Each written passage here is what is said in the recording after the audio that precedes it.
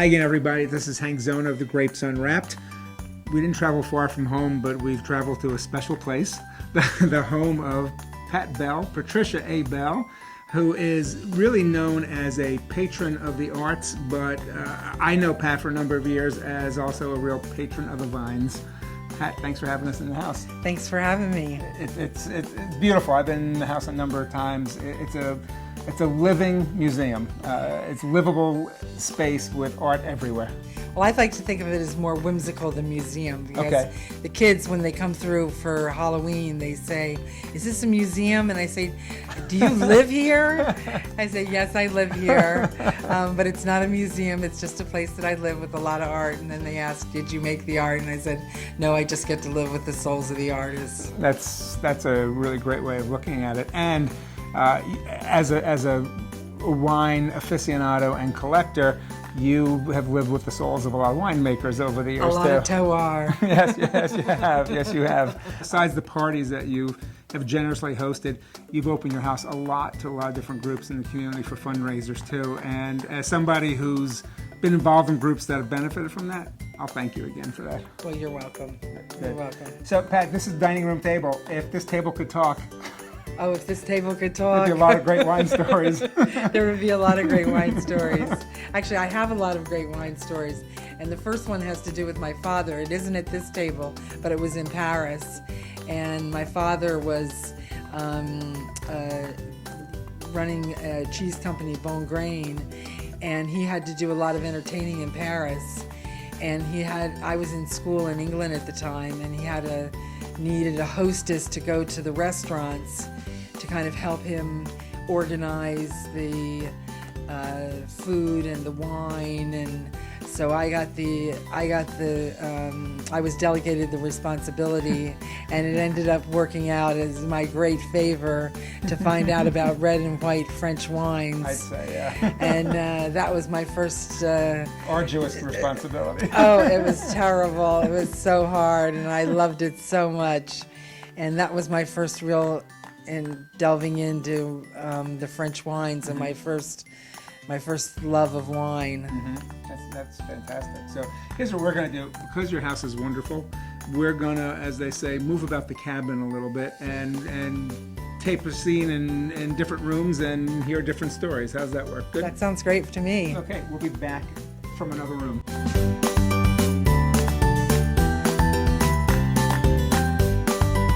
We're in the family room, and it's a good spot to start with another wine story you were telling me about. Yeah, well, I spent a lot of time in this room, but I was thinking about a wine story about a boyfriend that I had for a long time, for 7 years, and he and I did a lot of traveling, and one of the things that we would do when we went into restaurants is that we would peruse.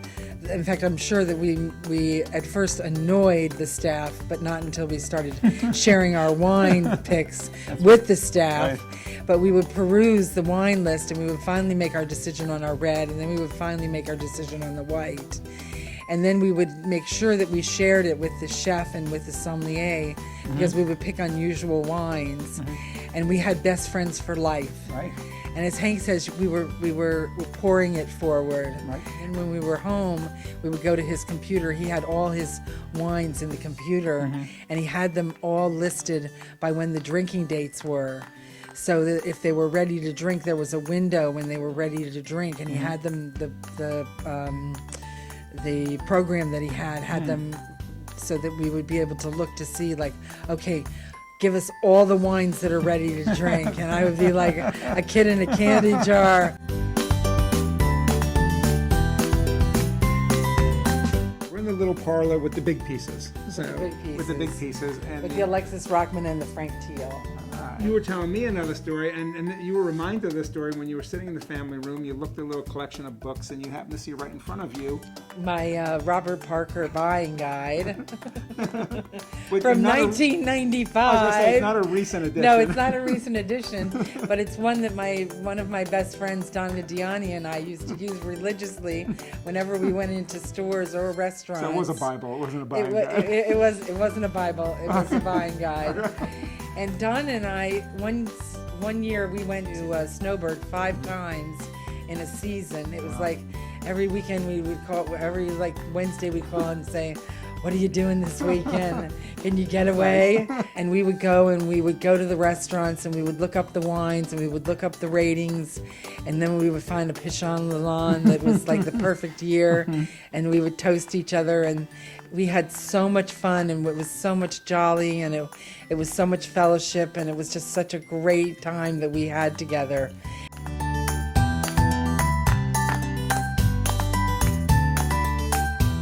We're back, and this time from the front settee. Hello again, Pat. Hi. Hi. Do people give you wine gifts? Well, as a matter of fact, this year for my birthday, and it wasn't a big birthday, it was a big birthday, but not the biggest birthday yet. The three women that work for me, Concha, and at the time, who's now been taken over by Katie, but at the time it was Concha, and Cindy and Adrian, bought me the most beautiful box. That was a Louis Vuitton box. Wow. With a bottle in it. And when I opened the bottle, it was a 2010 Colgin. Wow. And when I looked it up, it was a 100 rated bottle of wine. Yeah. And the fact that they went out and they know how much I love wine. The fact that they went out and first of all that they found this container, because they know I like Louis. And the fact that they bought me a 100 rated bottle of wine and they spent their hard-earned money on it. It was the nicest gift that I think that anybody besides my son writing me poetry has ever given me.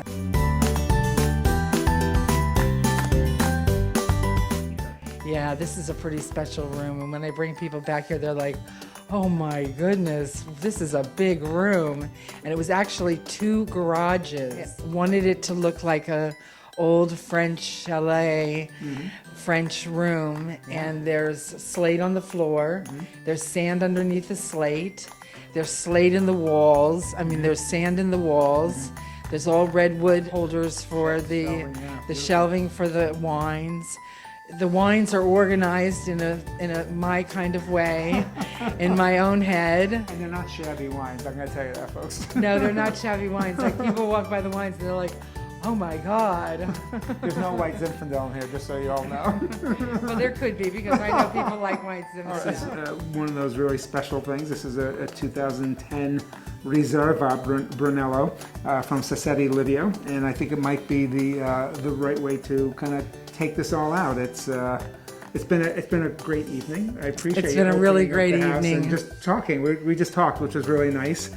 So salute. Cheers. Cheers, and thank you so much for having us in the house. Thanks for coming and enjoying the fellowship with me. I appreciate it. That's what it was. That's what it was. Thank you so much, Pat. Thank you. And taste of this. Cheers. I love to smell the wine first. And this really is a classic Brunello. It's got that smell, it's got that color. This is unmistakably an Italian wine. So this is Hank Zona of the Grapes Unwrapped. Thanks for joining us, and hopefully you get a sense of what it was like for me to be here tonight. We'll see you again soon. Bye-bye. Bye.